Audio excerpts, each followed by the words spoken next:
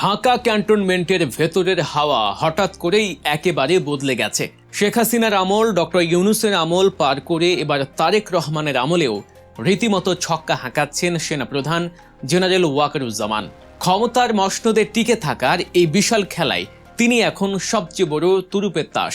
চারদিকে শুধু একটাই খবর, এক লাফে সুপ্রিম কমান্ডার হতে যাচ্ছেন মাস্টার মাইন্ড ওয়াকার। আর ঠিক সেই সময়েই নতুন সেনাপ্রধান হিসেবে ফাঁস হয়ে গেছে মাইনুর রহমানের নাম।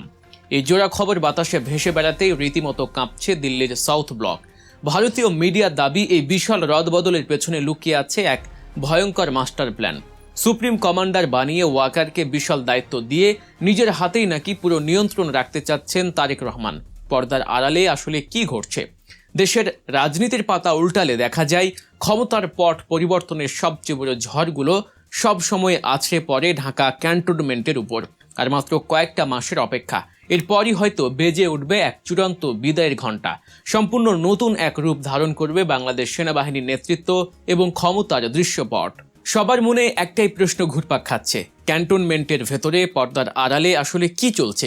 ইতিহাসের এক বিশাল ঘটনার সাক্ষী হয়ে আছেন বর্তমান সেনাপ্রধান জেনারেল ওয়াকারুজ্জামান। বাংলাদেশ সামরিক ইতিহাসে এমন ঘটনা সত্যি আগে কখনো দেখা যায়নি, কারণ তিনি সম্পূর্ণ তিনটি আলাদা সরকারের অধীনে অত্যন্ত দাপটের সাথে কাজ করেছেন। প্রথমেই বিগত হাসিনা সরকার, তারপর ডক্টর মোহাম্মদ ইউনূস এবং বর্তমানে জনগণের ম্যান্ডেট পাওয়া রাজনৈতিক শক্তির মূল কেন্দ্রবিন্দু তারেক রহমানের সরকার।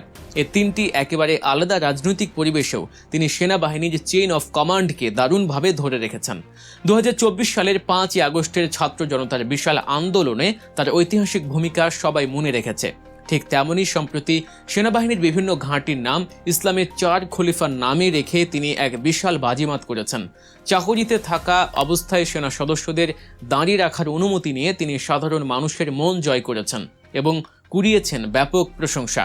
তবে বিগত দিনে নির্দিষ্ট কিছু রাজনৈতিক বিষয় নিয়ে তাকে ঘিরে বিভিন্ন মহলে সমালোচনাও কম হয়নি, কিন্তু সমালোচনার ঝড় কিংবা প্রশংসার জোয়ার সবকিছুকে ছাপকে এখন নিয়মের গেঁড়া কলে জেনারেল ওয়াকারুজ্জামানকে অবসরে যেতেই হবে। আর ঠিক এই কারণেই পরবর্তী সেনাপ্রধান কে হতে পারে তা নিয়ে চলছে টানাটান উত্তেজনা।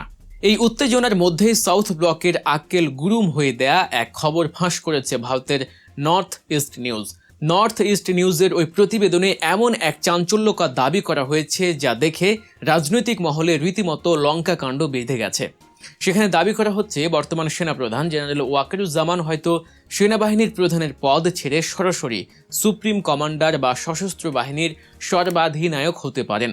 প্রাতিষ্ঠানিক নিয়ম এবং প্রজ্ঞাপন অনুযায়ী 2024 সালে 23শে জুন দায়িত্ব নেয় ওয়াকারুজ্জামান 2027 সালের 23শে জুন পর্যন্ত পুরো 3 বছরের জন্য বাংলাদেশ সেনাবাহিনীর প্রধান হিসেবে দায়িত্ব পালন করবেন।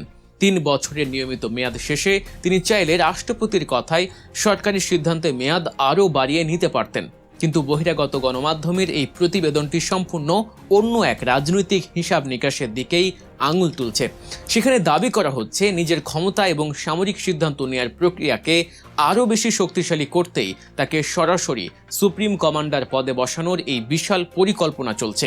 তবে এই পরিকল্পনা বাস্তবে রূপ দেয়া সাধারণ কোনো বিষয় নয়, কারণ এর জন্য দেশের সংবিধানে এক বিরাট পরিবর্তন আনতে হবে।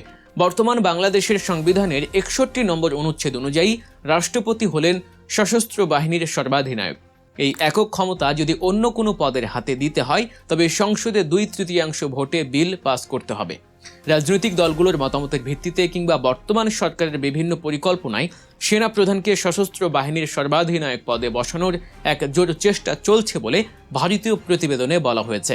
ধারণা করা হচ্ছে বর্তমান মেয়াদ শেষ হওয়ার আগেই সংসদের অধিবেশনে হয়তোবা এই ধরনের একটি প্রস্তাব তোলা হতে পারে এবং সেটি 27তম সাংবিধানিক সংশোধনী হিসেবে পাস করা হতে পারে। এই বিল পাস করিয়ে তিনি বাহিনীর সর্বাধিনায়ক হলে দায়িত্ব ওয়াকারের উপর দেয়া হতে পারে। এতে করে অবসরের সময় বাতিল হওয়ার পাশাপাশি ফিল্ড মার্শাল হিসেবে তার মেয়াদ 2029 সাল পর্যন্ত বাড়িয়ে দেওয়ার প্রবল সম্ভাবনা রয়েছে। প্রতিবেদনে আরও বলা হয়েছে পুরো সশস্ত্র বাহিনী এখন সুনির্দিষ্ট এবং বিশ্বস্ত নেতৃত্বের অধীনে কাজ করছে। এতে তারেক সরকারের পুরোপুরি সমর্থন রয়েছে। ওয়াকারুজ্জামান যদি সুপ্রিম কমান্ডার হয়ে যান তবে নতুন সেনাপ্রধান কে হবেন? আর এখানেই মোদী সরকারের মাথায় হাত পড়ার মতো খবর বেরিয়ে আসছে। বিশেষ করে তারেক সরকারের ভারত বিরোধী নীতি এবং পাকিস্তান, চীন ও তুরস্কের সাথে বিশেষ সম্পর্ক ঘিরে সেনাবাহিনীতেও ঠিক একই রকমের চিন্তা ভাবনার নেতৃত্ব খোঁজা হচ্ছে। যদিও তারেক সাহেবের সরকার বা বড় নেতাদের তরফ থেকে এখনও কোনো নিয়ম বা এই বিষয়ে কোনো আনুষ্ঠানিক ঘোষণা দেওয়া হয়নি, যার ফলে সম্ভাব্য নতুন প্রধান হিসেবে কয়েকজন বড় অফিসারের নাম বারবার সামনে এলেও চূড়ান্ত সিদ্ধান্তটি এখনও সবার অজানায় রয়ে গেছে। তবে সম্প্রতি সেনাবাহিনীর একেবারে উপরের দিকে বেশ কয়েকটি বড় এবং কৌশলগত পদে যে রদবদল করা হয়েছে তা কিন্তু গভীর এবং ভবিষ্যতের একটি বড় ইঙ্গিত দেয়। আর এই ইঙ্গিত পেয়েই দিল্লির মসনদে শুরু হয়েছে কাঁপুনি। এই রদবদলের অংশ হিসেবে লেফটেন্যান্ট জেনারেল মোহাম্মদ মাইনুর রহমানকে সেনাবাহিনীর অত্যন্ত ক্ষমতাধর পদ হিসেবে চিফ অফ জেনারেল স্টাফ বা সিজিএস পদে দায়িত্ব দেওয়া হয়েছে। এর ঠিক পাশাপাশি লেফটেন্যান্ট জেনারেল মীর মুশফিকুর রহমানকে সশস্ত্র বাহিনী বিভাগের প্রিন্সিপাল স্টাফ অফিসার বা পিএসও হিসেবে নিয়োগ দেওয়া হয়েছে। সেনাবাহিনীর কাজের ভেতরে এই দুটি পদকে সবচেয়ে বড় বা শক্তিশালী চালিকা শক্তি হিসেবে দেখা হয়। স্বাভাবিকভাবেই এই বড় দুই কর্মকর্তার নাম পরবর্তী সম্ভাব্য সেনাপ্রধানের আলোচনায় সবার আগে চলে এসেছে। এর পাশাপাশি বিভিন্ন মহলে লেফটেন্যান্ট জেনারেল শাহিনুল হক এবং লেফটেন্যান্ট জেনারেল মোহাম্মদ ফৈজুর রহমানের নামও অন্যতম উল্লেখযোগ্য প্রার্থী হিসেবে বেশ জোরে সোরে শোনা যাচ্ছে। তবে নতুন সেনাপ্রধান হওয়ার দৌড়ে কাজের অভিজ্ঞতা, কৌশলগত অবস্থানের দিক থেকে যিনি সবচেয়ে বেশি আলোচিত কেন্দ্রে আছেন তিনি হলেন CGS lieutenant general Mohammad Mainur Rahman. বর্তমান সেনাবাহিনীর অপারেশনাল পরিকল্পনা এবং প্রশাসনিক কার্যক্রমের মূল চাবিকাঠি হলেন তিনি। এর আগে তিনি 8 ডকের জিওসি 24 পদাতিক ডিভিশন এবং জিওসি 33 পদাতিক ডিভিশন কুমিল্লা হিসেবে নিজের কাজের প্রমাণ দিয়েছেন। বিশেষ করে কুমিল্লা এবং চট্টগ্রামের মতো গুরুত্বপূর্ণ ডিভিশনের জিওসি হিসেবে দায়িত্ব পালনের বিশাল মাঠ পর্যায়ের অভিজ্ঞতা রয়েছে তার ঝুলিতে। বাংলাদেশ সেনাবাহিনীতে সিজিএস পদটিকে সেনাপ্রধানের ঠিক পর দ্বিতীয় সর্বোচ্চ কার্যকরী পদ হিসেবে ধরা হয়। এই পদে থাকা ব্যক্তি সরাসরি সেনাপ্রধানকে বিভিন্ন বড় সিদ্ধান্ত নিতে সাহায্য করেন এবং সেনাবাহিনীর বাজেটের মতো বড় বিষয়গুলোকে নিয়ন্ত্রণ করে থাকেন। সামরিক বাহিনীর ইতিহাস ঘাঁটলেই দেখা যায় বাংলাদেশ এ পর্যন্ত দায়িত্ব পালন করা 17 জন সেনাপ্রধানের মধ্যে 7 জনই এই পদে আসার আগে সিজিএস হিসেবে কাজ করেছেন। আর ঠিক এই পরিসংখ্যানের কারণেই মাইনুর রহমানের সম্ভাবনাকে অনেকেই সবচেয়ে বেশি বলে মনে করছেন। তারেক রহমান অত্যন্ত সুকৌশলে একেবারে পাক্কা দাবার চাল চেলেছেন বলে মনে করছেন রাজনৈতিক বিশ্লেষকরা। সিজিএস পদের বিশাল ক্ষমতার বিপরীতে দাঁড়িয়ে অন্য অফিসারদের পিছিয়ে যাওয়ার কোনো সুযোগ নেই। পিএসও হিসেবে সশস্ত্র বাহিনীর 3টি প্রধান বিভাগের মাঝে অর্থাৎ সেনা, নৌ এবং বিমান বাহিনীর মতো তাল মিলিয়ে চলার মতো কঠিন কাজ অত্যন্ত দারুণভাবে সামলাচ্ছেন মীর মুশফিকুর রহমান। অন্যদিকে লেফটেন্যান্ট জেনারেল মোহাম্মদ ফৈজুর রহমানের ক্যারিয়ারও রেকর্ডে বেশ চমকপ্রদ এবং একদম দাগহীন।